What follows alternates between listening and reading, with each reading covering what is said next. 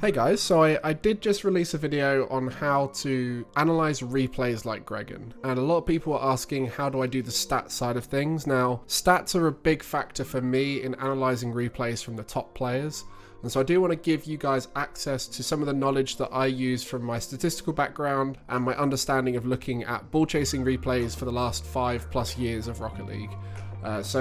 First things first, this is where all of the replays are that will be useful for you guys. The link will be in the description. It's also the first link you could need to find all the replays if you just want to do some replay analysis. But what's great about this is integrated into this is the ability to analyze replays. Now, the key with statistics is the more games, the better the stats. So if you want to look at player specific information, the best time to do it is as early on in the statistical journey as possible, so you can find them in these big groups here. So say for example you wanted to compare the European players, you click players here, you'll be able to find stats with 30+ games. Some players, will go down as low as 10, but for the players who you're looking at, the top players, they'll have a lot more data.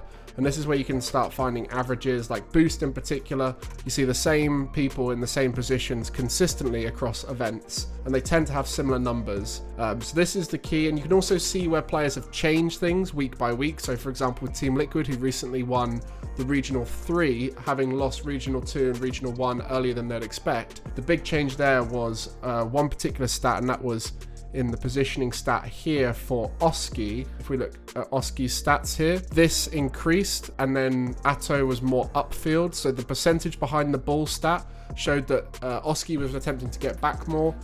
So stuff like that, you can start to see where the players have made those adjustments between tournaments. When you're looking at these stats, you can also look at individual games. So if we go into, say for example, you want to look at the final, you could go all the way into the final here. And when you're looking at these stats, you can go game by game. And if you go game by game, you get a whole load of different stats. So this page, I don't use this very often because I find that one game of Rocket League doesn't show a big enough a picture, but you can get some extra stats that you wouldn't, and ways of processing data that you wouldn't otherwise be able to. Like they show it in tables and timelines, and you can also look, if we go on to Boost, you've got all these bar charts. So this can be useful to visualize stuff, but for the most part you want to be using multiple game data just because it tends to come out more reliably. But you do get access to heat maps here, so you can see the player heat maps. You can only get this by looking at individual replays, and you can also use the replay viewer, which is an interesting, fun component. So it does give you some extra information here. As I mentioned, you want to look at big averages. So this is where I'm going to go through a full stats section. Again, you can look at teams or players, but if we look at player stats here, so I'm just going to go through and I'm going to break this down column by column for you and what to look out for with each thing. Okay, so first off, games. That's how many games. We can all work that one out. It's quite useful for ordering columns. This one here, I tend to order my columns by win percentage when I'm looking on here because it groups up the teams. You can group them alphabetically on the left side, but you can't group them by team, which is something I wish they would add to ball chasing, is the ability to group by team, because then you can compare players, and on other like positioning and movement and boost stats, it can be quite useful to look at a team comparatively. But on this page we can compare by win percentage. And then when you go here, score, we all know how score works in Rocket League. That's what comes up at the end. And the big thing on this page to look out for is if there's been any overtimes in the series. These stats are the ones that tend to get most affected by overtimes, especially score and things like shooting. These stats tend to get skewed because these are per game. So we've gone through these stats here. Shots conceded, so this is a full team thing. So we mentioned about team stats. These two here are essentially team stats. So you can actually use this to see shots for each team. So these stats are kind of unusual because shots conceded and goals conceded, I always tend to use them the opposite way around. I prefer to look at how many shots a team has and how many goals a team has. So you can actually do the opposite here, where these ones refer to this team, as in this team has shot 7.83 per game and scored 1.67.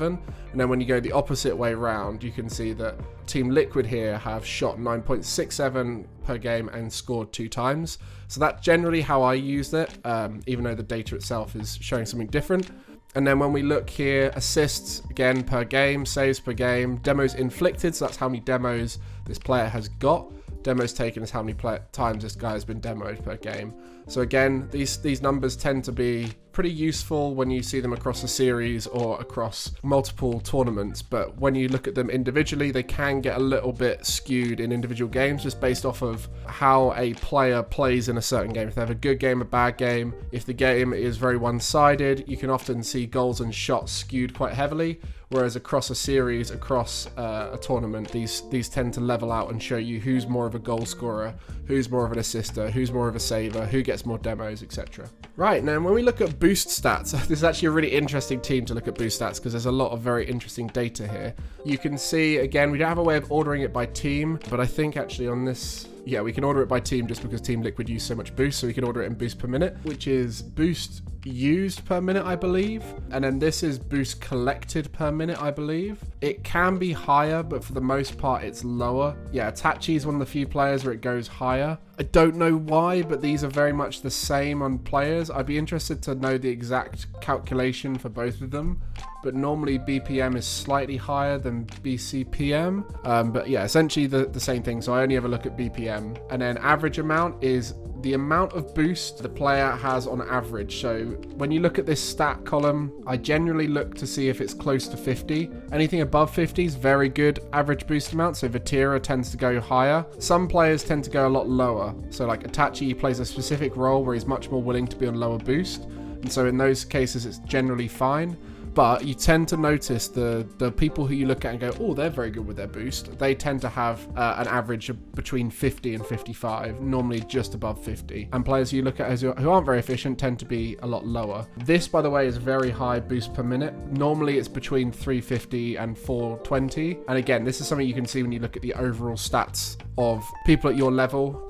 So in the European events, you can look at the average across the board and you can just sort of do it like a bell curve and assume there's somewhere in the middle. Time at 0 boost, time in the game at 0 boost. So this one would get skewed by a lot of overtimes. Same with time at 100 boost because this is per game, where these ones are not. Same thing with these counts here. They all get skewed by longer games with overtimes. Generally, you don't want to look at the counts here, but you want to look at a team's composition of the counts. So if you look at Carmine Court, for example, we have Itachi, who's the pad guy. So you see he goes for more pads and less big pads. So he's got a ratio around 3.5 or higher, where he's getting 3.5 or more pads per 100. Generally, these pad collectors are even higher, like 4 to 5 pads to the big pad. And then you've got players who just consume a lot of boost, like Oski here, who've just got a lot of both. And then you've got players like Exotic, who are very much on the big pad side. Vatira is, again, very much on the big pad side, which is why having Itachi as their player in this team is quite useful for them to have a pad collector. This also plays into the count big pad stolen. So you can see here, Team Liquid steal a lot of boost as a team. Like, some of these extra big pads could come from stealing. So it's not the full picture, but in general, you'll notice the ratio of small pads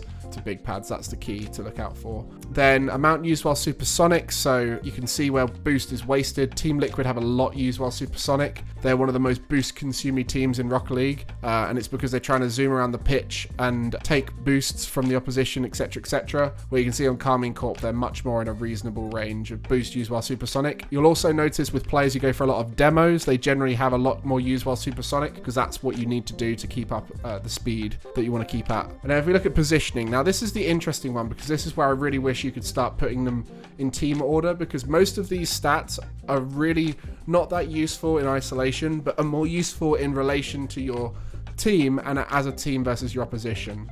So if you look at Team Liquid, for example, behind the ball and in front of the ball is a really good section here. Actually, let's section this off so you can see what all the stats linked to each other are. Okay, so what I've done here is I've sectioned it off into the different sections which are linked to each other. So in each of these sections, they should add up to totals, right? So in this section here, all add up to 100%, all out to 100% here in the halves, 100% in the percentage in front and behind, and then the most back, most forward. The most back should add up to the same as the most forward for those teams. So you can see here, this number, and this number should be equal to this number, and this number, I believe. Doesn't look like that's the case, but for the most part, the most back and the most forward add up for each team, which is why, again, it would be nice if we could differentiate them by teams. And then this last column here, average distance to the ball. So this is unreal units. You can see around the 2,700 to 3,000 mark is a sort of average. Some players are further, like Cash tends to be a bit further away, and then some players are closer, like Itachi tends to be really close. I had to look there to check, but I was so sure that Itachi was going to be the closest, because again, these stats really do show a lot when you start to look at them over and over again. The percentage defensive, neutral, and offensive, and then this one here, they don't really show a huge amount. I think everything these stats here shows better behind in front of the ball stats, because where you are on the pitch is relative to the ball most of the time. So if you want to see where people sit, this is the most useful. But you can get some things, like some players tend to trend around the middle of the pitch, like Itachi. So again, I knew Itachi was probably going to have the highest neutral third stat there without looking, but it's only very subtle. And again, you can see the people who sit really deep.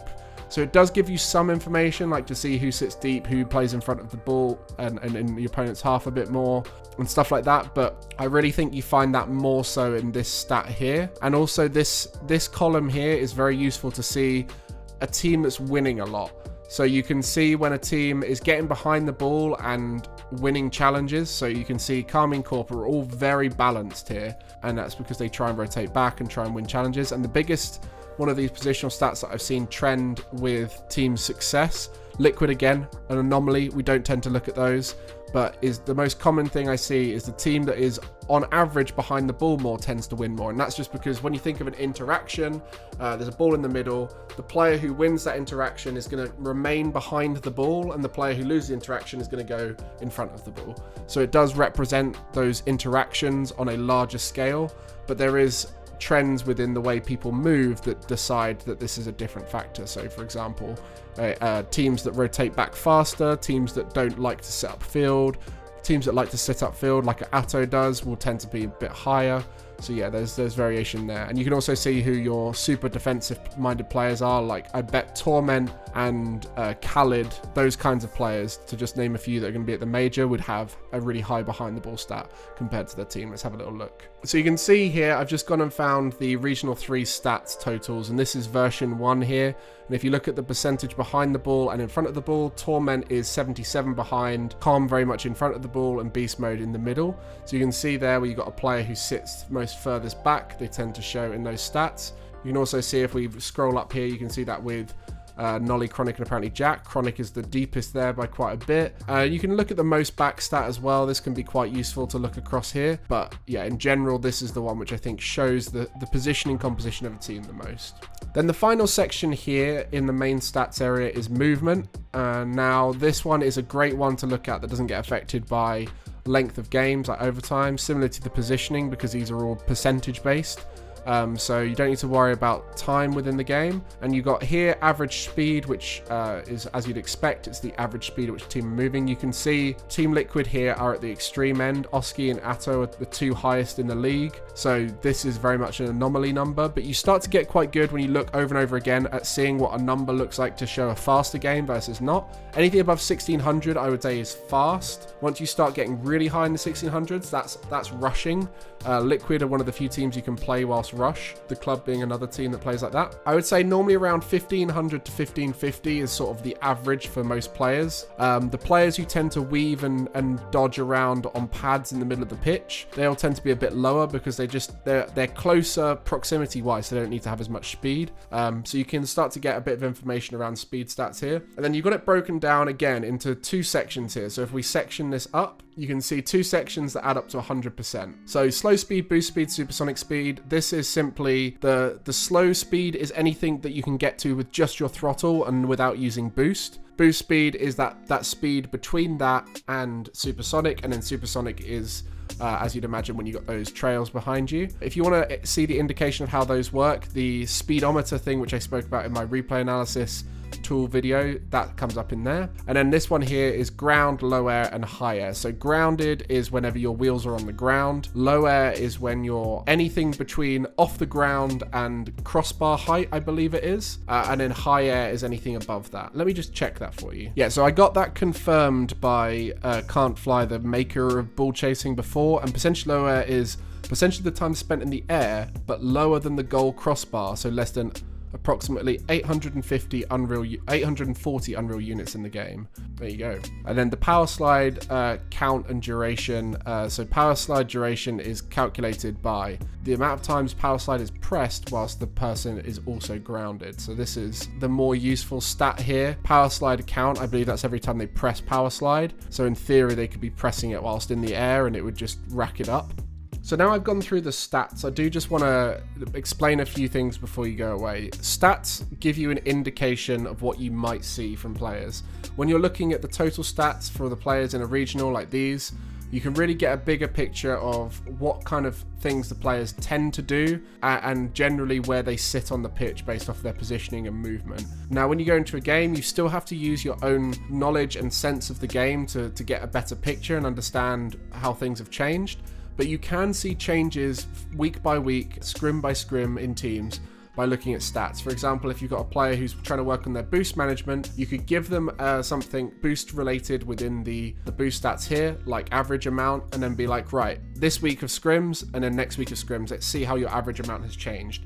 You can compare it good days and bad days. If you've got someone who's really good with data, you can start downloading the replay CSV files so you can export them, and then you can start utilizing data analysis, which is something we're starting to see a bit more of in Rocket League, where you can start correlating things like, say, average amount, right? Oh, you've got a player who's struggling with their boost management. Let's see how their boost management shifts and changes based off of team's performance. Now, having used this in the past with an analyst, one really interesting bit of statistics we found from Boost was when we had a better small pad to big pad ratio. So the small pad number was higher or the big pad number was lower, then we had a better goals per game stat. But that was a bit of data analysis that we found, and it meant that we could just go into training with the mindset, let's start picking up small pads, not rely on big pads so much, that kind of thing. Just that, for example, is something to think about when looking at data, and also to think about when comparing to the way you speak to players, because it will change the way they think about the game.